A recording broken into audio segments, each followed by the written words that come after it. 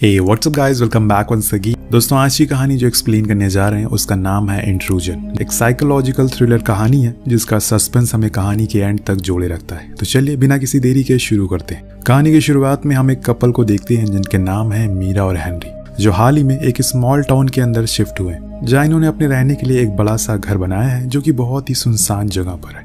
अब दोनों बहुत ही अच्छे से तैयार होते हैं क्योंकि आज उन्हें डिनर पर जाने वाले हैं। लेकिन डेट नाइट पर जाने के लिए हेनरी का एक रूल है और ये रूल ये है कि उन्हें डेट पर जाने के लिए फ़ोन अपना घर पर ही छोड़कर जाना होगा। अब डिनर करते हुए हमें उनकी बातों से पता चलता है कि हेनरी एक आर्किटेक्चर है और उसी ने यहाँ के घर को डिज़ाइन किया है। साथ में मीरा एक काउंसलर है और उन्हें नई पोस्टिंग की है जिस वजह से उन्हें इस छोटे से शहर में शिफ्ट होना पड़ा है। अब यहाँ पर हम एक चीज़ नोटिस करते हैं कि काउंसलर होने की वजह से मीरा को ऑफिस जाना पड़ता है और हेनरी अपना सारा काम जैसे कि क्लाइंट से मीटिंग वगैरह घर से ही करता है। अब डिनर के बाद जब ये दोनों घर आते हैं तो इनकी नज़र अपने बड़े से सुंदर घर पर पड़ती है और उसे देखकर बड़े खुश होते हैं। लेकिन घर के अंदर आने पर वो दोनों कुछ फुटप्रिंट की मतलब कि पैरों के निशान को नोटिस करते हैं, मानो उनके घर में कोई घुस गया हो। तो सावधानी बरतते हुए दोनों आगे बढ़ रहे थे। अब लिविंग एरिया से होते हुए जब वो हेनरी के ऑफिस में जाते हैं तो उन्हें पूरा सामान बिखरा हुआ मिलता है। ये सब देख हेनरी जल्दी से पुलिस को कॉल करता है और सुबह होते ही मीरा ऑफिस जाने के बाद डिटेक्टिव स्टीवन और उनके घर आते हैं उनका स्टेटमेंट लेने के लिए। अब पिछली रात उनके घर में जो चोर घुसे थे लेकिन उन्हें कुछ चुराया नहीं था। इसी जवाब में हम ये भी जान पाते हैं कि हेनरी और मीरा की शादी को 12 साल हो गए और सवाल जवाब के बीच में कभी कभी घर के अंदर से अजीब अजीब सी आवाज़ें आती जिसे डिटेक्टिव भी नोटिस करता है। पर हेनरी उसे ये बोलकर समझा देता है कि ये सिर्फ हवा की वजह से ऐसी आवाज़ें आ रही है। वहीं दूसरी ओर मीरा के ऑफिस में उसके सभी कलीग को पता चल जाता है कि कल रात उसके घर पर चोर घुसे थे। अब छोटे शहर में बातें बहुत जल्दी फैलती है और सब आकर मीरा को उसका हाल पूछते हैं। इसी वजह से वो बहुत ज़्यादा अनकंफर्टेबल फील करती है। और इधर घर पर हेनरी पूरे घर में कैमराज, लाइट और डोर पर स्मार्ट सिक्योरिटी लॉक इंस्टॉल कर देता है जिससे कि वो अपने फ़ोन से ईजिली हर चीज़ ऑपरेट कर सके। अब रात में जब मीरा घर आती है तो देखती है कि घर के चारों लाइट के साथ कैमरा इंस्टॉल है, साथ में हेनरी ने सिक्योरिटी भी अपडेट कर दी है। ये सब देखकर उसे बहुत ही अच्छा लगता है। तो हेनरी की इतनी मेहनत का फल देने के बाद वो दोनों सो जाते हैं। पर बीच रात में मीरा की आंख खुल जाती है क्योंकि घर की लाइट चली गई थी। अब ये देख हेनरी हाथ में टॉर्च लिए सावधानी से जनरेटर के पास जाता है जहाँ वो देखता है कि किसी ने जनरेटर के वायर्स काट दिए हैं और कुछ फुटप्रिंट उनके घर में जा रहे हैं। तभी उसकी नज़र अपने ऑफिस पर पड़ती है और उसके ऑफिस में कुछ लोग घुस गए थे। वो भागते हुए घर में आता है और देखता है कि मीरा भी चोरी चुपके उन पर नजर बनाए हुए। अब मीरा को सेफ रखे हेनरी अपने क्लोजेट से एक बंदूक निकालता है। अब वो बंदूक को देखकर मीरा बहुत ही ज्यादा डर जाती है क्योंकि हेनरी के पास एक गन भी है। उसे ये बात आज पता चलती है। अब ये सब कुछ चल ही रहा होता है कि एक चोर अचानक से हेनरी पर पीछे से हमला कर देता है। तो दोनों किसी तरह उसे चकमा देते हुए अपनी जान बचाकर ऊपर भाग, जहाँ पर हेनरी मीरा को कार की चाबियां देते हुए बालकनी से नीचे उतरने लगता है। तभी वहाँ चोर भी आने लगते हैं और अब जैसे ही मीरा ग्राउंड पर पहुंचती है ऊपर चोरों ने हेनरी को पकड़ लिया था। मीरा भागते हुए कार की ओर जाती है और कार में बैठती है तो उसे 3 गन शॉट की आवाज़ सुनाई देती है। हमारे साथ मीरा को भी यही लगता है कि हेनरी का चैप्टर क्लोज हो गया। पर तभी एक चोर घर से भागते हुए बाहर निकलता है और उसी वक्त हम देखते हैं कि हेनरी मीरा के सामने उसे गोली मार देता है। अब अगली सुबह हम मीरा और हेनरी को एक कैफे में देखते हैं जहां हेनरी मीरा को समझा रहा होता है कि उसे टेंशन नहीं लेना चाहिए क्योंकि अब कोई भी उन्हें परेशान नहीं करेगा। लेकिन कल रात जो भी हुआ वो सब किसी भी लड़की के लिए आसानी से डाइजेस्ट कर पाना बहुत ही मुश्किल है। अब इन्हीं सब के बीच कैफे में कुछ पुलिस वाले आते हैं और उन्होंने मीरा और हेनरी को उन तीनों चोरों की फाइल दिखाते हैं जिससे हमें पता चलता है कि वो जिप्सीज थे, साथ ही उन्हें बहुत सारे छोटी मोटी चोरियां भी कर रखी थी। इन्हीं सब के साथ पुलिस वाले उन्हें बताते हैं कि पिछले 2 महीने से क्रिश्चियन नाम की लड़की गायब है और उन्हें शक है कि क्रिश्चियन के गायब होने में भी इन तीनों का हाथ हो सकता है। वहीं डिटेक्टिव से उन्हें एक खास जानकारी और मिलती कि उन तीनों चोरों में से 2 चोर की ऑन द स्पॉट मौत हो गई, लेकिन एक चोर अभी भी जिंदा बचा है और उसे हॉस्पिटल में एडमिट किया गया है। अब उसके होश में आते ही पुलिस वालों को क्रिश्चियन वाले केस के साथ भी ये भी पता चलता है कि वो हेनरी और मीरा के घर में चोरी कर रहे थे। यहाँ से कहानी थोड़ी इंटेंस होने लगती है क्योंकि यही ऑफिसर ने रिवील किया कि क्रिश्चियन इन्हीं के फैमिली मेंबर है और कोई कितना भी बुरा क्यों ना हो वो अपनी फैमिली मेंबर को तो गायब नहीं करेगा। यही सारी बातें सोचकर मीरा का सर दुखने लगता है। अब उन्हें घर वापस आते ही रात हो जाती है और घर आते ही हेनरी के साथ मीरा की बहस होना शुरू हो जाती है कि कोई चोरी के लिए कैसे किसी को जान से मार सकता। पर हेनरी ने उसे बड़े ही प्यार से समझाया कि अगर वो उन्हें नहीं मारता तो वो दोनों उसे मार देते। अब हेनरी की ये बात थोड़ी कन्विंसिंग थी क्योंकि उन चोरों ने 2 बार उनके घर में चोरी करने की कोशिश करी और उन दोनों पर जानलेवा हमला भी किया।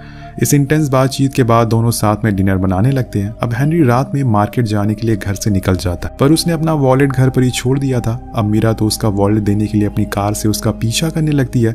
हालांकि वो कॉल करके हेनरी को वापस बुला सकती थी, पर मीरा के दिमाग में शक था कि हेनरी उससे कुछ जरूर छुपा रहा है। और हेनरी का पीछा करने पर उसे पता चलता है कि वो शहर जाने की जगह उसी हॉस्पिटल की ओर जा रहा है जिसमें वो तीसरा चोर एडमिट है। अब मीरा उसका और पीछा करती है और इतने में उसकी कार खराब हो जाती है। जब तक वो कार को ठीक करा कर घर लाती है तो हेनरी पहले ही घर पहुंच चुका था। अब मीरा को बाहर से आते हुए देखकर वो उससे पूछता है कि वो इतनी रात को कहाँ गई थी, तो मीरा उसे बता देती है कि वो उसका पीछा कर रही थी, जिसमें उसने देखा कि वो शहर की ओर नहीं जा रहा था, लेकिन रास्ते में उसकी कार खराब हो गई और इसीलिए उसे घर आने पर देर हो गई। तो हेनरी उसे बताते हुए कहता है कि पिछले दिनों जो भी कुछ हो रहा है उसके बारे में सोचते हुए वो रास्ता भटक गया था। लेकिन हेनरी की ये बात मीरा को एक्सक्यूज लगती है और उसके माइंड में हेनरी के अगेंस्ट थॉट आने शुरू हो जाते हैं। अब अगले दिन जब मीरा ऑफिस जा रही होती है तो उसकी मुलाकात डिटेक्टिव स्टीवन से होती है।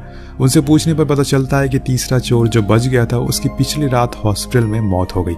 यही बातों बातों में मीरा ने डिटेक्टिव से पता लगा लिया कि वो चोर कितने बजे मरा था। और हैरान करने वाली बात ये थी कि जिस टाइम उसकी मौत हुई थी उसी टाइम हेनरी घर से बाहर गया था। अब मीरा को एक के बाद एक डॉट मिल रहे थे जिसे कनेक्ट करने पर उसका शक और ज्यादा गहरा होता जा रहा था। इसीलिए वो हेनरी की कार से उसकी कल वाली लोकेशन निकालती है जहाँ हेनरी कल रात गया था। और फिर मीरा उस जगह की ओर निकल जाती है जहाँ पर वो चोर रहा करते थे, जिसके अंदर जाते ही मीरा ने उस चोर के साथ उसकी बेटी की फोटो भी देखती है जो कि क्रिश्चियन की फोटो थी। थोड़ी और तलाशी लेने के बाद उसे एक लिफाफा भी मिलता है जो हेनरी की कंपनी का था। वही घर के बाहर लेटर बॉक्स में मीरा को एक वीडियो कैमरा मिलता है जिसे खोलकर वो देखने लगती है। अब मीरा को कैमरा के साथ पास में एक पड़ोसी की नजर उस पर पड़ती है और उसे लगता है कि मीरा उसकी वीडियो बना रही है। तो वो पड़ोसी गुस्से में मीरा से वो कैमरा ले लेता है और उसे तोड़ देता है। इस इंसिडेंट से मीरा बहुत डर जाती है। वो कैमरा जल्दी से उठाती है और भागते हुए वहां से निकल जाती है। अब वापस आने पर मीरा को रात हो जाती है और घर आते ही वो उस वीडियो कैमरा को प्ले करती है। उसमें एक चोर ने एक वीडियो रिकॉर्ड की हुई थी। उसे देखने पर बस उसे इतना ही पता चलता है कि वो शख्स हेनरी को सारी चीजों के लिए जिम्मेदार बता रहा था, पर कैमरा के टूट जाने की वजह से मीरा वो पूरा वीडियो देख नहीं पाती। तो वो उसी वक्त एक नया कैमरा परचेज करती है और अपने एड्रेस पर ऑर्डर करती है, ऑफिस वाले एड्रेस पर, ताकि हेनरी को इस कैमरा के बारे में कुछ पता ना चले, क्योंकि अब उसे हेनरी पर भरोसा उठ गया है। यही थोड़ा दिमाग के घोड़े दौड़ाने के बाद मीरा हेनरी के ऑफिस चेक करने का सोचती है, क्योंकि वो चोर हेनरी के ऑफिस में कुछ ढूंढ रहे थे। इसलिए सबसे पहले वो कार की ट्रैकिंग एप्लीकेशन से हेनरी की लाइव लोकेशन पता लगा लेती है कि वो अभी काफी दूर है घर से। वो जल्दी से हेनरी के ऑफिस जाती है, उधर कुछ ढूंढने लगती है और उसे एक पेन ड्राइव मिलती है, जिसे चेक करने पर उसे उस टाइम की फोटोज मिलती है जब हेनरी उनका घर बना रहा था। उन फोटोज में क्रिश्चियन और वो चोर भी थे। साथ में ही हेनरी क्रिश्चियन के साथ हंसते हुए बात कर रहा होता है। अब मीरा कुछ और पता लगा पाती कि हेनरी घर लौट आता और वो देखता है कि ऑफिस की लाइट जली हुई है। वो भागते हुए अपने ऑफिस में आता है जहाँ उसे मीरा उसके ऑफिस का गेट बंद करते हुए मिलती है। और हेनरी को देखते ही मीरा ने हेनरी के ऊपर सवालों का पहाड़ तोड़ देती है, लेकिन उसके कार की लास्ट लोकेशन उन जिप्सी चोरों के घर क्यों थी और वो चोर उससे क्या चाहते थे। तब हेनरी उसे बताता है कि टैक्स से बचने के लिए उसे गवर्नमेंट को बताया कि वो ये पूरा घर अकेले ही बना रहा है, पर चोरी छुपे वो इन जिप्सीज वर्कर की मदद लिया करता था। और उन्हीं वर्कर्स में से क्रिश्चियन और उसके डैड भी काम करते थे। लेकिन एक दिन क्रिश्चियन ने अपने डैड की कार को ठोक दिया, जिसकी वजह से क्रिश्चियन के डैड उस पर चिल्लाने लगते। अब उनकी फाइट की वजह से सीन क्रिएट हो गया, इसीलिए हेनरी उन दोनों को जॉब से निकाल देता है। लेकिन काम से निकलने के बाद भी क्रिश्चियन के डैड उसे धमकी देते रहते हैं कि वो गवर्नमेंट को जाकर सब कुछ सच बता देंगे कि हेनरी टैक्स की चोरी कर रहा है। तो हेनरी उसे बीच का रास्ता निकालने को बोलता है। वो वर्कर हेनरी से बोलता है कि अगर वो उसे साल भर सैलरी देता रहे तो वो किसी को कुछ नहीं बोलेगा। हेनरी भी उस वर्कर की बात को मान लेता है और उसे साल भर सैलरी देता रहता है। लेकिन साल होने के बाद उन वर्कर ने उसे घर में चोरी करना शुरू कर दिया। अब ये सब सुन मीरा को हेनरी की बातों पर भरोसा हो जाता है, जिससे उनके बीच में जितनी भी गिले शिकवे होते हैं वो दूर हो जाते हैं। अब इन सब बातों को भुलाने के लिए दोनों एक ग्रांड पार्टी रखते हैं, जिसमें उन्होंने अपने कलीग और शहर के कुछ दोस्तों को भी इनवाइट किया था। पार्टी के दौरान मीरा को न्यूज से पता चलता है कि उस वर्कर के घर में बहुत सारे मरे हुए कुत्ते मिले हैं और डिटेक्टिव ने मीडिया में सबके सामने बता दिया है कि क्रिश्चियन के गायब होने के केस में भी उन्हीं वर्कर का हाथ था। ये सारी न्यूज देख मीरा का दिमाग फिर से घूमता है और भागते हुए अपनी कार में जाती है, जहां उसने नए कैमरा में मेमोरी कार्ड लगाकर उसे वर्कर की वीडियो देखने लगती है। यहाँ उसे पता चलता है कि जब क्रिश्चियन गायब हुई थी तो उसका पूरा शक हेनरी पर जाता है, क्योंकि घर बनाते वक्त हेनरी की बुरी नजर उसकी बेटी क्रिश्चियन पर थी। और अपने इस शक को कंफर्म करने के लिए वो अपने डॉग के साथ उनके घर भी गया था और उस डॉग ने कंफर्म किया कि हेनरी के ऑफिस में क्रिश्चियन से जुड़ा हुआ कुछ जरूर है। इसीलिए वो अपनी फैमिली के साथ हेनरी के ऑफिस में जाकर छानबीन करता था।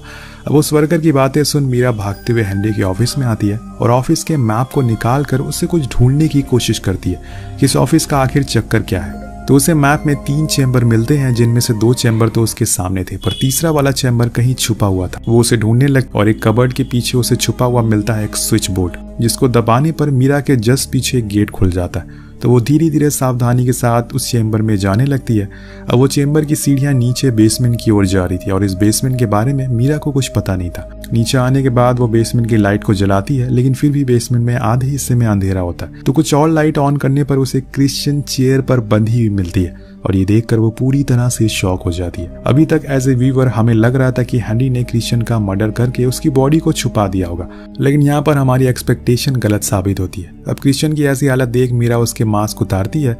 यहाँ हम नोटिस करते हैं कि जिस पाइप की रॉड से हेनरी ने क्रिश्चियन को बांधा हुआ था, उसी की आवाजें डेली ऊपर आती थी। अब मीरा उसे फ्री करने ही वाली होती है कि तभी वहां पर हेनरी आ जाता है और फिर हमें हेनरी का फेस पर एक अलग तरह की साइको वाली स्माइल देखते हैं। ये सब देखकर मीरा पुलिस को कॉल लगाने लगती है, पर हेनरी तुरंत उस पर हमला करके उसके हाथ पैर बांध देता है। इन सब के बाद हेनरी ऊपर चल रही पार्टी में आता है और फिर उन सभी लोगों को पार्टी इज ओवर कहकर वापस भेज देता है। उधर बेसमेंट में मीरा क्रिश्चियन को हौसला दे रही थी कि वो उसे छुड़ा लेगी। इसी बीच वो उसे पूछती है कि वो कितने दिनों से यहाँ पर कैद है, लेकिन क्रिश्चियन को पता ही नहीं चलता कि वो कितने दिनों से यहाँ पर कैद है, क्योंकि उसे पता ही नहीं चलता, क्योंकि यहाँ पर दिन होते हुए दिखाई नहीं देता। लेकिन वो ये बताती है कि हर रोज हेनरी उसके पास बेसबॉल बैट लेकर आता है और उसके सामने वाले चेयर पर उसे बैठकर घूरता रहता है और बोलता है कि मैं बताऊंगा कि तुम्हें कब बाहर जाना है। अब बातों बातों में मीरा ने अपने हाथ को खोल लिया था, जिसके बाद उसने क्रिश्चियन को भी आजाद कर दिया। फिर वो दोनों वहां से भागने लगते हैं, लेकिन हेनरी घर के सारे गेट और विंडो को अपने फोन की मदद से बंद कर देता है और थोड़ा ढूंढने के बाद उसे पहले तो मीरा मिलती है। अब वो उसे जख्मी करने के बाद क्रिश्चियन को वापस से घसीटते हुए बेसमेंट में ले जाने लगता है। बेसमेंट में पहुंचने के बाद वो क्रिश्चियन को मारने ही वाला होता है कि पीछे से मीरा हेनरी पर हमला कर देती है, जिससे हेनरी जख्मी होकर गिर जाता है। उसके सर से खून निकलने लगता है। ये देखने के बाद भी मीरा उसे वहीं छोड़ देती है और वो क्रिश्चियन को बेसमेंट से ले जाती है। अगले सीन में हम देखते हैं कि मीरा ने उस घर के आगे टू लेट का बोर्ड लगा दिया है, यानी कि उस घर को खाली कर दिया और वो अपने सारे सामान के साथ कहीं और शिफ्ट हो जाती है। अब एंडिंग में हेनरी के साथ क्या हुआ हमें नहीं बताया जाता, क्योंकि डायरेक्टर ने इस कहानी को खुला छोड़ दिया है, जिसमें सब कुछ हम व्यूअर को सोचना है। हेनरी बेसमेंट में ही मारा जाता है या फिर मीरा ने क्रिश्चियन को आजाद कर दिया, जिससे कि क्रिश्चियन हेनरी पर केस करती है और मीरा उसकी विटनेस बनती है, जिससे हेनरी को सजा होती है। अब आप डायरेक्टर होते थे, इन दोनों एंडिंग में से आप कौन सी एंडिंग चूज करते हैं हमें कमेंट सेक्शन में जरूर बताइए। तो दोस्तों ये थी हमारी आज की कहानी। हम आपसे अगली वीडियो में एक और कहानी के साथ मिलेंगे। तब तक अपनी फैमिली का ध्यान रखिए। मिलते हैं अगली वीडियो में। Peace out.